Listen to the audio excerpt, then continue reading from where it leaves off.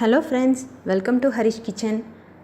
இது வரைக்கும் நம்ம சேனலை யாராவது சப்ஸ்கிரைப் பண்ணாமல் இருந்தீங்கன்னா சப்ஸ்கிரைப் பட்டனை ப்ரெஸ் பண்ணுங்கள். பக்கத்தில் இருக்க பெல் ஐக்கனையும் ப்ரெஸ் பண்ணிடுங்க.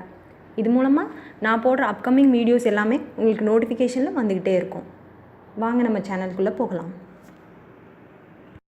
இப்போ நம்ம பார்க்க போகிற ரெசிபி என்னென்னா உளுந்தம்பருப்பு துவையல். வாங்க எப்படி செய்கிறதுங்கிறத பார்க்கலாம்.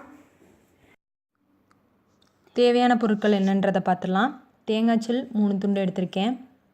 உளுந்தம்பருப்பு 3 டேபிள் ஸ்பூன் எடுத்திருக்கேன். அப்புறம் வத்தல் 2 எடுத்திருக்கேன். கருவேப்பிலை ஒரு கொத்து, உப்பு தேவையான அளவு, பெருங்காயத்தூள் எடுத்திருக்கேன், 5 பூண்டு எடுத்திருக்கேன், புளி கொஞ்சோண்டு எடுத்திருக்கேன், எண்ணெய் தேவைக்கேற்ப. இப்போ ஸ்டவ் ஆன் பண்ணிக்கிறேன். சிம்லேயே வச்சுக்குவோம். இப்போ எண்ணெயை ஊற்றிக்கிறேன். கொஞ்சமாக எண்ணெய் விட்டால் போதும். காரம் வேணுன்றவங்க வத்தல் இன்னும் கொஞ்சம் கூட ஆட் பண்ணிக்கலாம். லெமன் சாதம், தயிர் சாதத்துக்கு இந்த துவையல் ரொம்ப டேஸ்ட்டாக இருக்கும். இப்போ எண்ணெய் காஞ்சிருச்சு. உளுந்தம்பருப்பை போடுறேன்.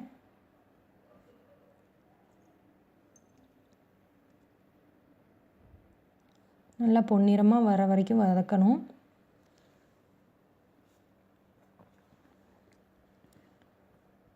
இது முதுகு தண்டுக்கு ரொம்ப நல்லது. கேர்ள்ஸ்க்கு இதை அடிக்கடி செஞ்சு சாப்பிட்லாம். ரொம்ப நேரம்லாம் ஆகாது, 2 மினிட்ஸ் தான் ஆகும். நல்லா பொன்னிறமாக வரணும். டூர் எங்கேயாவது போகிறோம் அப்படின்னா இந்த துவையல் ரொம்ப சீக்கிரமே செஞ்சு எடுத்துகிட்டு போய்க்கலாம். புளி போடுறதுனால ரொம்ப சீக்கிரம் கெட்டும் போகாது. நல்லா வறுத்துக்கணும். சிம்மிலேயே வச்சு வதக்குங்க. இல்லைன்னா தீஞ்சிருச்சுன்னா நல்லாவே இருக்காது.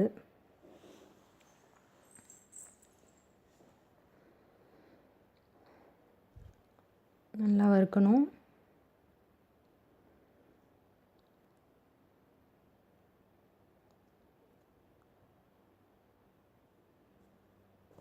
அதுக்கப்புறம் கருவேப்பிலை ஆட் பண்ணிக்கிறேன். அதோட பூண்டு ஆட் பண்ணிக்கிறேன். அதுக்கப்புறம் புளி, அதுக்கடுத்து தேங்காய் சில்லு, வத்தல்,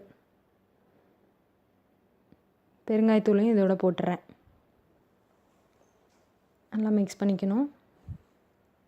லாஸ்ட்டாக உப்பு ஆட் பண்ணி அரைச்சிட வேண்டியதான். ஒரு நிமிஷம் 1.5 நிமிஷம் வதங்கினாலே போதும். ரொம்ப டைம் எடுத்துக்காது. இது இன்னும் கொஞ்சம் தண்ணி ஆட் பண்ணி வச்சிங்க அப்படின்னா சட்னியாக கூட இதை நீங்கள் யூஸ் பண்ணிக்கலாம். தோசைக்கு நல்லாயிருக்கும் இது. அதான் ஸ்டவ் ஆஃப் பண்ணிட்டேன். உப்பை லாஸ்ட்டாக ஆட் பண்ணிட்டேன். இப்போ நம்ம மிக்சியில் கிரைண்ட் பண்ணிக்க வேண்டியதான். கொஞ்சம் ஆற விட்டதுக்கப்புறமா மிக்சியில் அரைச்சிக்குவோம். மிக்சியில் ட்ரான்ஸ்ஃபர் பண்ணிட்டேன்.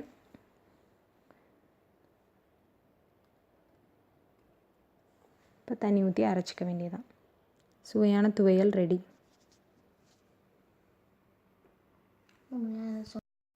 இந்த வீடியோ உங்களுக்கு பிடிச்சிருந்தா லைக் பண்ணுங்கள், ஷேர் பண்ணுங்கள், கமெண்ட் பண்ணுங்கள் ஃப்ரெண்ட்ஸ். Thank you friends.